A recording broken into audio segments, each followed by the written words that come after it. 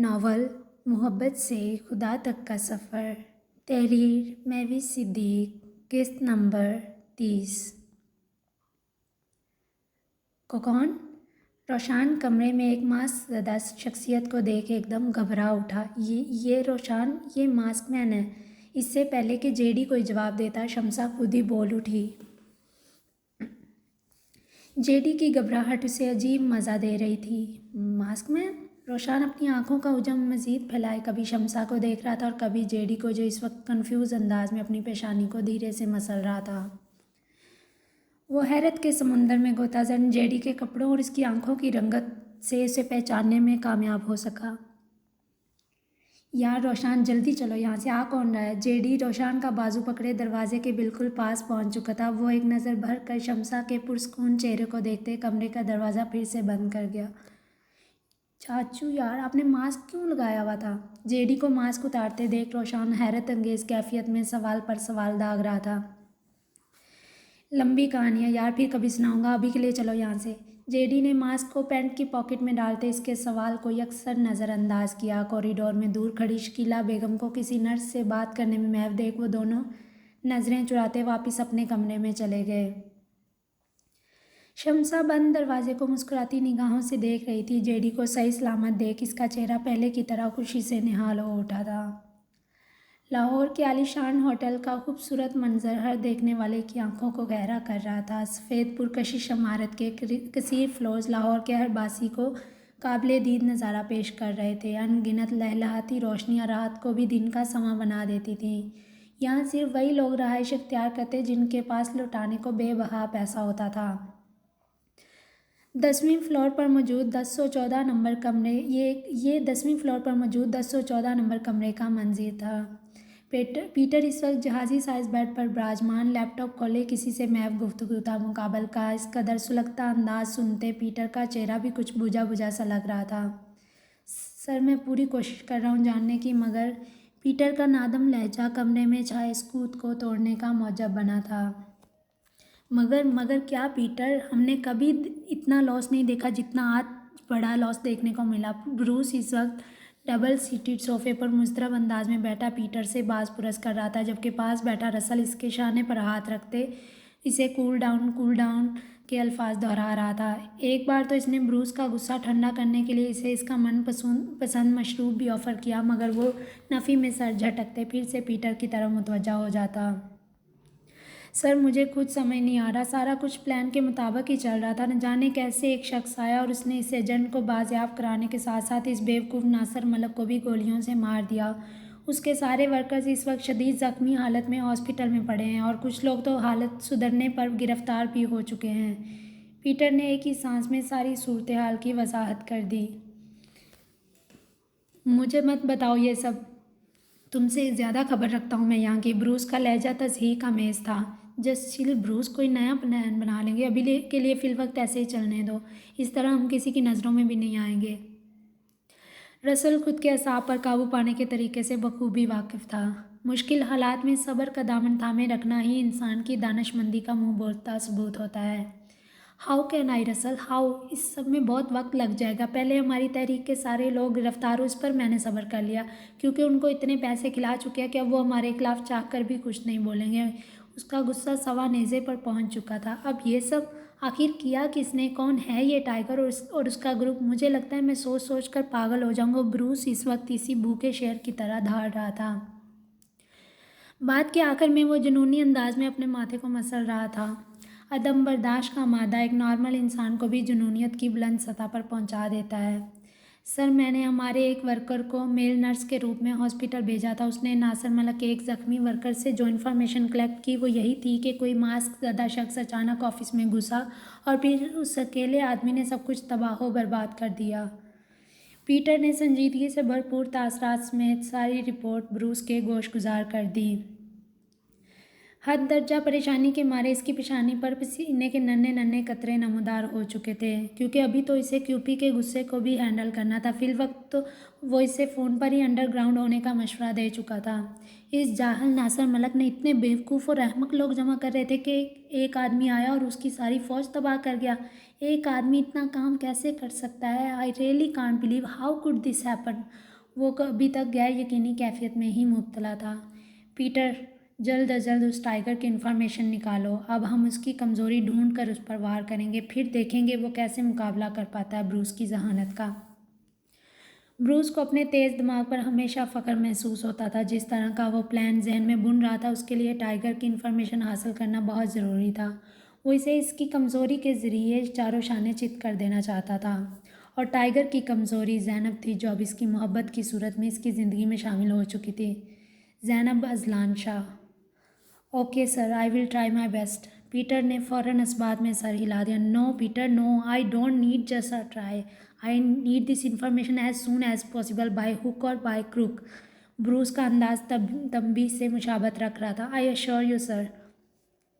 Peter نے گرم جوشی سے عزم کا ادا کیا، مگر بروس نے اس کی پوری بات سنے بنا ہی اپنے لیپ ٹاپ کی اسکرین کو کھٹاک سے بند کر دیا۔ رسل اس وقت ٹانگ پر ٹانگ جمائے سوچوں میں گم اس درپیش صورتحال کو سمجھنے کی کوشش کر رہا تھا۔ میں تمہیں چھوڑوں گا نہیں ٹائیگر، آج میری اتنی انسلٹ صرف اور صرف تمہاری وجہ سے ہوئی۔ اب وہ دیوار گیر کھڑکی کے پاس کھڑا سگریٹ کے کش لیتا زہرخون لہجے میں بڑبڑا رہا تھا۔ ان دھوئیں کے مرغولوں کی وجہ سے کمرے میں عجب سی گھٹن پھیل رہی تھی، مگر ادھر پرواہ کسے تھی؟ اس کے حواسوں پر تو اس وقت صرف ٹائیگر نامی شخص کا بھوت سوار تھا۔ آنکھوں کی بڑھتی سرخیاں اس کے بدلے کی آگ کو مزید بھڑکانے کا کام کر رہی تھیں۔ عفان کو فوراً کلائنٹس کے ساتھ ایک اہم میٹنگ اٹینڈ کرنی تھی، اسی لیے وہ آج صبح ہی میٹنگ روم پہنچ گیا۔ تقریباً 4 گھنٹے کی میٹنگ کے بعد وہ انہیں مہنگے ترین ہوٹل سے کھانا کھلانے کے بعد روانہ کرتا واپس اپنے آفس میں آ گیا۔ آفس روم کے سرد ماحول میں اچانک اسے ایک انکی کا احساس ہوا تو ہیٹر آن کرتا ریوالونگ سیٹ کی پشت پر ٹیک لگائے اپنی آنکھیں موند کر بیٹھ گیا۔ کچھ ہی سیکنڈز کے بعد اسے اپنے ذہن کے پردے پر اچانک فاطمہ کا پر نور چہرہ کسی عکس کی صورت لہراتا دکھائی دیا۔ اس کی بند آنکھیں ایک جھٹکے سے کھل گئیں۔ کل رات کے فسون خیز مناظر کو یاد کرتے اس کے لب بساختہ دھیمے سے مسکرا اٹھے۔ ایمان، فاطمہ عشاء کی نماز ادا کرنے کے بعد ہچکچاتے ہوئے واپس کمرے میں آ گئی۔ جائے نماز کو سائڈ ٹیبل پر رکھنے کے بعد اب وہ پہلے سے سیٹ شدہ بیڈ شیٹ اور تکیوں کے کورز درست کرنے لگی۔ عفان اس وقت گود میں لیپ ٹاپ رکھے کاؤچ پر بیٹھا میٹنگ کی تیاری کر رہا تھا۔ اس کی چور نگاہیں اس وقت فاطمہ کے مضطرب پن کی وجہ سمجھنے کی کوشش کر رہی تھیں۔ فاطمہ اس کام سے فارغ ہونے کے بعد ڈریسنگ روم میں چلی گئی اور پھر کچھ منٹوں بعد واپس آ گئی تو اپنے ہاتھوں کو نروس انداز میں مسلتی بے مطلب کمرے کے اطراف میں چکر کاٹنے لگی۔ کیا ہوا؟ آپ کچھ کہنا چاہتی ہیں کیا؟ عفان کافی دیر تک یہ سب نوٹس کرتا رہا، مگر پھر اچانک لیپ ٹاپ سے سر اٹھائے بنا فاطمہ کو اپنے مخصوص نرم انداز میں از خود مخاطب کر لیا۔ ہاں وہ میں سوچ رہی تھی کہ آپ بیڈ پر آ جائیں۔ فاطمہ عفان کے سوال پر کنفیوز انداز میں ہاتھوں کو مسلتی فوراً دھیمے لہجے میں گویا ہوئی۔ کیا؟ فاطمہ کی اس غیر متوقع بات پر عفان کا جھکا سر ایک جھٹکے سے اوپر کو اٹھا۔ چونکتی نگاہوں سمیت کی بورڈ پر حرکت کرتے ہاتھ ایک پل کے لیے تھم سے گئے۔ عفان کے حیرت آمیز لہجے پر فاطمہ سٹ پٹانے کے انداز میں اپنے ماتھے پر ہاتھ رکھ گئی، کیونکہ جو الفاظ اس نے انجانے میں استعمال کیے مقابل کی آنکھوں میں تحیر دارانا ایک ناگزیر امر تھا۔ میرا مطلب ہے کہ آپ بیڈ پر جا کر اپنا کام کر لیں، مجھے یہاں کاؤچ پر سونا ہے۔ فاطمہ نے گھبرائے تاثرات سمیت اپنی بات مکمل کی، کیونکہ پچھلے 2 دنوں سے وہ عفان کو کاؤچ پر بے رحم انداز میں سوتا دیکھ رہی تھی۔ اوکے، لیکن کاؤچ پر ہی کیوں؟ آپ کو وہاں بیڈ پر نیند نہیں آ رہی کیا؟ عفان فاطمہ کے آرام کی غرض سے فوراً اٹھ بیٹھا۔ لیپ ٹاپ اور دیگر سامان اٹھاتے اٹھاتے اچانک اس کے ذہن میں ایک کوندہ آن لپکا، اس لیے نرم لہجے میں فاطمہ سے استفسار کرنا ضروری سمجھا۔ میں کاؤچ پر آرام سے سو سکتی ہوں، یہ میرے سائز کے لحاظ سے ٹھیک ہے، آپ وہاں جا کر اپنے بیڈ پر سو جائیں۔ فاطمہ کی وضاحت نے اسے دھیمے سے مسکرانے پر مجبور کر دیا۔ اسے فاطمہ کا یہ فکرمند انداز بہت اچھا لگا تھا۔ بہت شکریہ، لیکن میں یہاں کمفرٹیبل ہوں، آپ وہاں آرام سے سو سکتی ہیں۔ عفان نے ہاتھ میں پکڑا لیپ ٹاپ واپس کاؤچ پر رکھ دیا۔ اوکے، جیسے آپ کی مرضی۔ فاطمہ کو اس کا انکار کچھ خاص اچھا نہیں لگا، اس لیے آہستگی سے بڑبڑاتے واپس بیڈ پر چلی گئی۔ اگر آپ کو لائٹ سے کوئی پرابلم ہے تو میں اسٹڈی روم یا لاؤنج میں جا کر اپنا کام کر لیتا ہوں۔ فاطمہ کو اپنا وجود اچھی طرح کمفرٹر میں پیک کرتے دیکھ عفان کا ابرو بے ساختہ اوپر کو اٹھ گیا۔ کچھ لوگ اندھیرے میں سونے کے عادی ہوتے ہیں، اس لیے عفان کو لگا شاید فاطمہ کو بھی روشنی سے کوئی پرابلم ہے۔ نہیں، مجھے کوئی پرابلم نہیں، اور ویسے بھی میں ماما کی طبیعت کی وجہ سے لائٹس ہمیشہ آن ہی رکھتی تھی۔ آمنہ بیگم کو یاد کرتے فاطمہ کا لہجہ بھیگ سا گیا۔ متواتر بہتے آنسو اس کے رخساروں سے سفر کرتے سیدھا تکیے میں جذب ہو رہے تھے۔ अफान इससे चंद फुट के फासले पर बैठा भी इसकी अंदरूनी हालत वाज़ह समझ सकता था। वो एक मुट्ठी को सख्ती से भींचे अपनी मुंतशिर धड़कनों पर काबू पाने की भरपूर कोशिश कर रहा था। सर, आपको इस वक्त मिस्टर हसन के साथ एक डिटेल मीटिंग हैंडल करनी थी। अगर आप कहें तो मैं इन्हें इसी ऑफिस में भेज दूं? सेक्रेटरी की आवाज़ पर अफान ने चौंकते हुए अपनी मूंदी आंखें खोली और फिर इस बात में सर हिलाते इस मुतल्लिका फ़ाइल की वर्कदानी में मसरूफ़ हो गया। ज़ैनब इस वक्त मैरून रंग की गर्म चादर ओढ़े पिछले आधे घंटे से सिकंदर शाह और आसमां बेगम के साथ लॉन में वॉक कर रही थी। आसमां बेगम का तनफ़ुस फूलता देख अब वो तीनों लॉन में रखी कुर्सियों पर बैठे हल्की फुल्की गुफ्तगू करने में मसरूफ़ हो गए। तभी नूरी आंटी डिश में 2 कप चाय रखे नौवार हुई। सिर्फ 2 कप? जैनी के लिए क्यों नहीं बनाई? आसमां बेगम को अचंभा सा हुआ। वो जैनी की चाय को लेकर पसंदीदगी से अच्छी से वाकिफ़ थी। मैडम, वो अजलान बेटे ने मना किया था, इसीलिए, नूरी आंटी धीमे लहजे में वजाहत देती वहाँ से चली गई, जबकि आसमां बेगम का मुंह हैरत के मारे अध खुला रह गया। जैनी बेटे, अजलान ने चाय देने से मना किया, लेकिन क्यों? सिकंदर शाह के चेहरे के तासरात में थोड़ी सख्ती दर आई। एक्चुअली अंकल, वो कहते हैं कि जैनी अपने झुके सर समेत जवाब देने ही वाली थी कि सिकंदर शाह की निगाह अजलान की तरफ उठ गई, जो इस वक्त अपनी मामूल की एक्सरसाइज मुकम्मल करते जिम से बाहर आ रहा था।